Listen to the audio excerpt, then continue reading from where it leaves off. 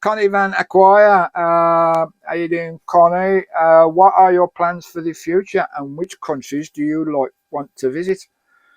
Now, for the foreseeable future, in the next year, 18 months, I'm going to keep touring the UK because there's so many places in the UK. I could travel for the rest of my life, which is not long, and I wouldn't see it all. I don't think you could see it all in a full lifetime. What UK has to offer, guys. There's so much to offer in the UK. Wales, Cornwall, Devon, down south, East Coast, Essex, up to the the mid countries as well, Yorkshire, all around there, guys, up to the Highlands, Ireland, the island of Ireland, island of Isle of Man, Isle of Skye, Isle of Wight, all the Hebrides. There's so much to offer in the UK. There really is. There's no need to go abroad. Okay, it's nice to get a bit of warm weather. And I could have certainly done with that, being on Skye for 6 months with no sun. And so UK for the next 12, 18 months. Skye, come here, babe. Come on. Just sit still. Oh, she's a mooch, I tell you. She's like a jack in the box. She just can't sit still for 2 seconds. I can't even go to the toilet without her scratching the door and wanting to come in. And every time she has a lie down, she's got to put her head on my lap. Little tinker. But I love her to pieces. So there you go. So hopefully that sorted that out. Connie, yeah, carrying on with your question, Connie. Connie Van Acquire. Yeah, so all the islands of England, more of the Scotland. I've got to do a lot more Scotland as well. I want to do all the locks of Scotland as well, right up to the top to John O'Groats, all around there. Not so much the NC 500 because that type of gig is not my thing. There'll be too many vans up there for me because I like to be remote and go off track. If I did the NC 500, I would always be jeering off track. I'll see a little line that I like to look off, and I'll be up it, and I'll be going up that line for a week or so. So yeah, so a lot to do, but that's what I'll be doing for the foreseeable future. But looking into 2024, 2025, yes, I want to go abroad. I want to do Portugal, Spain, France, all around there, and I especially want to get over to Norway, over that way, and Scandinavia. I'm really looking forward to getting over there. That's one of my main bucket lists, Norway and Scandinavia in the springtime, perhaps around about 2024. There you go, Connie. That's that one. What's your Tony? How you doing, Tony? One of my best mates from long ago in my other channel, Can't Paper TV, which I had running for 4 years, 6 uploads a week, live shows and all sorts going on that channel. Tony's one of the originators from that, my original followers on there. We did lives and everything. And we will be starting doing lives soon once I get my router system. I need a better router system because the one failed big time on Skye. It broke and I'd never had no router. So I had lots of issues with getting media and getting data files on Skye. So that was a major headache over there.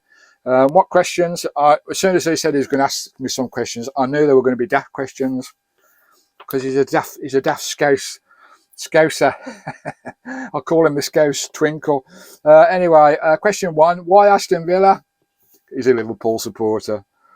Blimey. Why Aston Villa? Well, I was born it's about 10 minutes away from Villa Park. My brother was a West Brom supporter. I don't know. I've always supported Villa. We had a family season ticket for many, many years with me and my children. And how many years did I think I had that for about 15 years. I'm not quite sure now, but it's quite a long time, but I haven't seen a match for a long time now. I think the last time I saw a match must have been, I don't know, where are we? 90s, perhaps the 90s. But anyway, up the Villa, UTV, and up you as well, Tony. Second question, have you thought about shaving Skye's bum? What planet are you on, geezer? Nothing wrong with Skye's bottom. Stop looking at it. I don't know, these Scousers, And this third question, have you got any Wrigley Dragon I can pinch? No, I haven't, mate. Wrigley Dragon, guys, if you know, it's one of my vape juice, because I use a vape device. Stopped smoking, I think about 8 years ago now. I use a vape device and I make my own juice as well, my own e-juice. And Wrigley Dragon was the juice that I made for years and years and years. But being in the van, it's a bit of a faff to mix and make juices and keep all the stuff on board. So Tony, I'm just buying shelf juices at the moment from shops. Nice, cheap, fruity, menthol juices. They do me. They get me through. They really do. So cheers that, Tony, my old brother. How you doing, mate? Right, where are we? Kimberly, how you doing, Kimberly, from the United States of America? Rumpole 42. Hi, Stephen. First question, what was the worst and hair-raising breakdown with the van? Well, if you look back on my playlist, Kimberly, when I first bought the van, I spent weeks and weeks and a few months actually refitting it, put my heart and soul into the van with the budget that I was on. Painted it, done all inside, refitted everything out, got all the electrics done, all the mechanics done and everything. And on my first journey above like 50 miles, when I went to Birmingham, because I was going away with the children that year, we went abroad, and the day before the flight, it's lucky I didn't go on the day of the flight because we would have been in trouble. But on the day before the flight, I drove up to Birmingham from Norwich, which is about 160 miles. And about 50 miles from Birmingham, the engine blew up. And it was a complete and utter write-off. The engine was a write-off. That moment on that motorway there, oh, I wouldn't wish that on anyone. It's in my playlist. If you go back about a year, it's in my playlist when the van blew up. And I had to get another engine. It cost me like £2,000. Really, that was the most air-raising breakdown I'll probably ever have. Anything in the future that breaks down will be nothing compared to losing your engine completely. Nothing at all compared to that. And I wouldn't wish it on anyone. Second question, Kimberly. What is the best pub while doing van life? There's quite a few actually. I do go in quite a few pubs. I think on the Isle of Skye, because I met so many van lifers and I had so many drinks with various van lifers. It was Saucy Mary at Collarkin, and was it the I forget the other name of the pub, the Halcon. I forget what the name of the pub was yet, but there was two pubs anyway at Collarkin, and I'm sure it was a Halcon and Saucy Mary, and I met so many various people in those pubs. We went for a drink or a meal or whatever, and had some good times in those pubs. So perhaps those two pubs on the Skye. On Anglesey, I think it was Chemist Bay. There was a lovely pub there that I went into quite regularly because I stayed at Chemist Bay for a few weeks. Can't remember the name of that pub now, but it was on the corner. Had some nice food there as well. Nice pointed Guinness in there as well, and the Guinness was quite cheap over there. Third question. What fellow van life channel folks have you run into the most? Raymond in Raymond, Adventure Van Freddy, Wizards in the Wild, Ellie and Graham, Wizards in the Wild. I met hundreds. Actually, in my first years of adventure, I've met hundreds of people. You know, I wish I had a camera on the wall here to film everyone that came in the van over the year. And there's been hundreds of come into my van. One at a time, like, or two at a time. They've come into my van over the last 12 months, literally hundreds, and every single one have been wonderful. They really have. But those are the main three people that I meet who are quite regular. I get on really well with. Obviously, Tony and Claire is my dear van life brother from another mother, and my sister as well, Claire. I love them both to bits. And of course, Carl and Helen, you know, we get on great as well as fellow Brummies.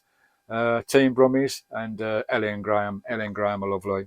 They really are lovely. They've been so generous as well, Ellie and Graham. Lovely. Anyway, what was the next one? Kimberly, fourth question. Has Christine ever been in danger by eye winds?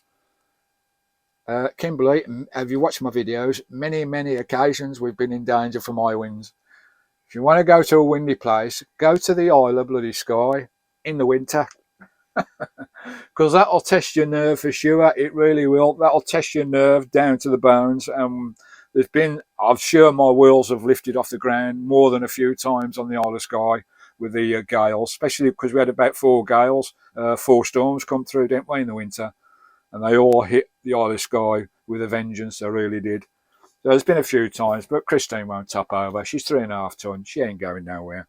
So, yeah, really, really scary. Darren, you sit there and you be a good girl. You be a good girl, mate. You be a good girl for Daddy. You be a good girl for Daddy. You love Daddy. You love Daddy. You do, don't you? So thanks for that, Kimberly. Thanks very much, Sugar. Right, the next one, Vans for the Memories. Hi guys, how you doing? Vans for the Memories, lovely to hear from you. Hi Stephen, you often have a radio on in the van. What's your go-to station? Do you like to try and listen to local stations if you're in the area? Are you a chat show listener or music? Yeah, I'm into both actually. Vans for Memories, chat shows and music as well. I've got a couple of apps on my phone. One is the I forget what it's called now. There's an app on the phone where you can get anywhere in the world. What the hell? I've got my phone up there recording, so I can't have Radio Garden.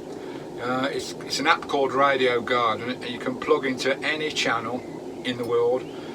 So sometimes I might be in a Spanish mood or a French mood or whatever, and I'll plug into there, or a bit of Latin or something. So I'll plug into their stations on quite a regular basis. I do love Radio Garden. It's a lovely app. So you can get any channel in the world, which is lovely. But I do like to listen to local stations. So say when I was on Skye, I listened to local Scottish stations, which is lovely. Because it gets you in that mood, doesn't it? It gets you in the vibe, and you're reading all of the Scottish music as well. One of the things I was disappointed about with Skye, it's probably because of the epidemic and COVID and all that. I was really looking forward to Scottish live music, you know, Gaelic pubs and all that, but there was none of that going on at all, which was a shame. Perhaps it'll all be back again in the summer. I don't know, but it's a shame. I don't think I went to one live music event in Skye. There wasn't any. Because most of the pubs were shut anyway, but anyway, so yeah, I do love my music. I love playing my guitar as well, and if I've got no Wi-Fi signal to listen to the radios or whatever, then of course I've got my CD system in the van, which I play my CDs, and I'm 70s, 80s kind of music genre, if you know what I mean. So thanks for that, Vans for the Memories, so lovely. Next one, Ellie and Graham from Wizard in the Wild. How you doing, guys? Lovely to hear from you too. Where are we? Name just one park up that is your favourite. I don't know whether you meant the Isle of Skye or overall. I mean, there's so many fabulous places in Wales that I went to. There's so many fabulous places on the East Coast. I mean, all over UK, guys. Our bloody kingdom is wonderful. It really is, and there's so many places that I want to see. But I think on the Isle of Skye, it had to be the Torrin, down towards Algol, by the waterfall where I had the barbecue. But we both grow from the same sorrow. If we both know we'll be together tomorrow, I can be like a tree in the wind. Same old roots, but I can bend, turning to understand and sway together.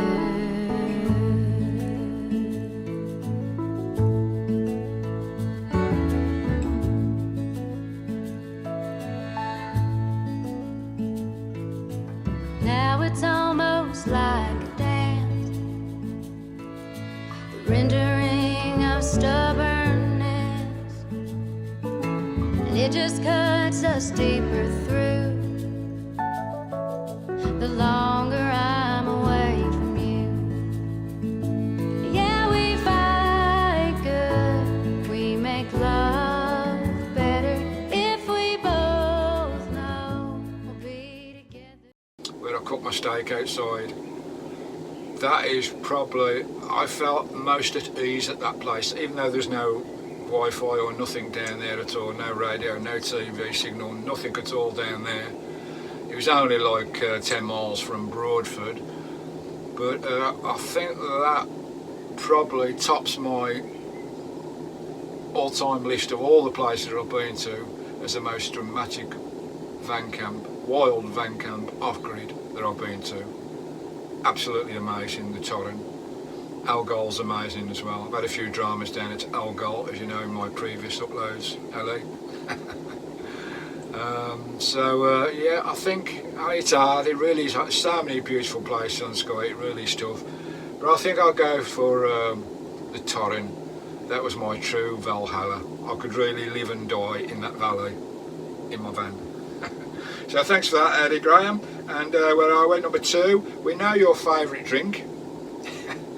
And like the Guinness clock up there, I don't know if you can see it up there, guys, you probably can't see it. We know your favourite drink. But what is your favourite van food? It's funny because you eat stuff in the van that I don't, because I live on my own when I lived in the flat. I eat stuff in the van that I wouldn't eat in my bricks and mortar. In the van, I'll have porridge every morning. I love porridge. I absolutely love porridge oats, and I've never eaten this stuff in my life, perhaps 1 or 2 times in my 68 years on this planet. I've eaten porridge once or twice, but in the van, I have it every single morning. I don't know whether it's a Scottish thing because I was in Scotland or whatever, but I ate porridge when I was on Anglesey and Wales and East Coast. I just love porridge with a bit of yoghurt in there, flavoured yoghurt and some fruit, or whatever. You can mix it up and make it lovely. But I do love porridge first thing in the morning. That's probably one of my favourite breakfasts, because sometimes it's a bit of a bind to cook or fry up, especially in the winter.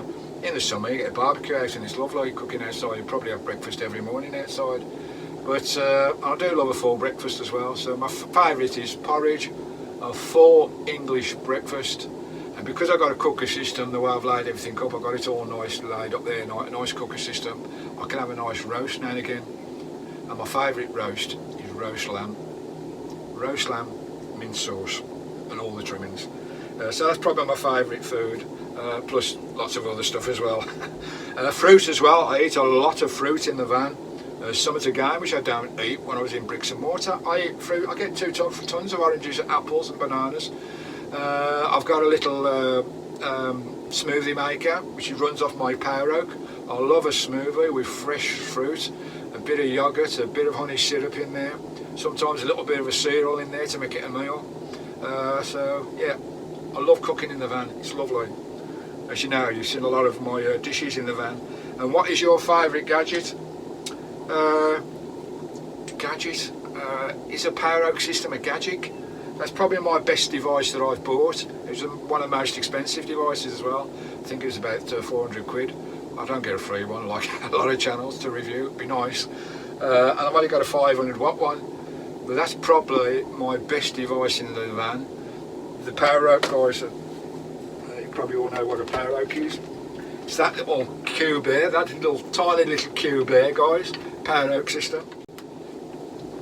If you want to know more about that, look at my channel or give me a tweet up or give me a message and I'll show you all about that. But there's loads of reviews where all these reviewers have got free devices come through to review, but I think they cost me 400 quid. That saw me through winter. That saved my life through winter. If I didn't have that poweroak system in the winter, because I had no solar system in the winter, because there was no bloody sun, no matter what solar system you got in the world, the best, you know, the £5,000 setup, they're no good when there's no sun. They're really no good when there's no sun. You get a trickle charge, of course you do, but not enough to power up your big devices. So that saved my life. That being powered up by my inverter and my B2B from my alternator, that gave me most of my energy for the 5 of the 6 months on Skye at least. My battery system and solar system lasted for about a month, but the 4 or 5 months after that, everything came off the poweroak. So I'll go for my poweroak as my favourite, if you can call it a gadget. Thank you very much, guys, for that. That's Ellie and Graham. You're right, Skye. You're right, Skye. She's lying down here, Skye is. Yeah, you can see her, guys, but she's been a nice, good girl. Right, let's crack on. Bill, Ted, how you doing, Bill? You alright, buddy? Having enjoyed all your videos and updates, I just wanted to ask, are there any home comforts you miss while being out on the road? Keep up the good work and all the best. Thanks, Bill, from the Isle of Wight, where I want to see you visit next. I will be going to the Isle of Wight, Bill, but it won't be till 2024-ish. Might be a bit later, I'm not sure, but it is definitely on my list of places to tour in the gorgeous UK. I think the Isle of Wight's UK. You get confused, don't you? Isle of Man and all that with their own principalities. But yeah, I'll be definitely going to the Isle of Wight one day, because I went there when I was a child, when I was about 12, and I love the island, beautiful island. So I'll be over there soon, Bill. I'll let you know when I do. Have you, yeah, lovely job, bloody, have you missed any home comforts, Bill? And to be brutally honest, no, I've not missed one single thing. In fact, it's the best thing I've ever done, moving out of bricks and mortar. I don't know whether it's because of the situation I was in, it's where me and my wife lived, that I felt down all the time and depressed, I don't know. But I did feel a bit low leaving it, and kind of leaving Christine behind, if you know what I mean, in the flat, even though I know she's with me here in Christine. I did have a bit mixed feelings from it, but I was just so happy to get out of there. And whenever I go back now to get some of my belongings out of there, it just driving towards the place and going there, you just feel yourself coming down and dropping, your mood dropping, your old sense of well-being dropping, being out of Christine. I don't miss a thing, Bill. I can say that with hand on heart, I do not miss a thing from being in bricks and mortar. I've got everything in Christine. The way she's set it up, I've got a shower, bathroom, everything, electric bed, everything I need, cooker, fridge, freezer, hot water, hot running water, cold water. I've got everything in the van that I've got in bricks and mortar, except it's that size. I'm not that size. But no, don't even miss the garden, because my garden is the UK. My garden is anywhere I want it to be. Anywhere in the UK or Europe or anywhere in the world, if you've got the money to get your van across there. But my garden is out there. It's out there, guys. That's my garden, and I wake up to a new garden every single day, and that is what van life is all about. So no, I don't miss a single thing, Bill. I really don't. I don't know. I love van life. I'd highly recommend it to everyone. I mean, it's not for everyone. It really isn't. I mean, especially the solitude that I do. But a lot of van lifers do van meets, and they're always with company. They're always with, 3 or 4 other vans around. I couldn't do that. That's not my ball game at all. And I like to meet the odd van now and again, one-to-one. But van meets and van camp-ups, that's not for me. It really isn't. But anyway, we'll crack on. Thanks for that, Bill. Cheers, mate. I'll certainly be over to the Isle of Wight one day. Wonderbuzz Adventures, how you two guys doing? Hope your van's coming on. Hopefully you're nearly there now with your build. Great idea, Stephen. We'll look out for the video. Any advice on someone gearing up for long-term travel? Long-term travel or long-term van life? I think you mean long-term travel. Oh, that's got many answers to it, that one has. Wonderbuzz, guys. I don't know. I see so many van lifers. Okay, they're limited in time. Not van lifers, people in vans who are touring or whatever, and van lifers. They're just, a lot of them tend to rush about a bit. They want to go from here to here to here to here to here in a certain amount of weeks or months or whatever.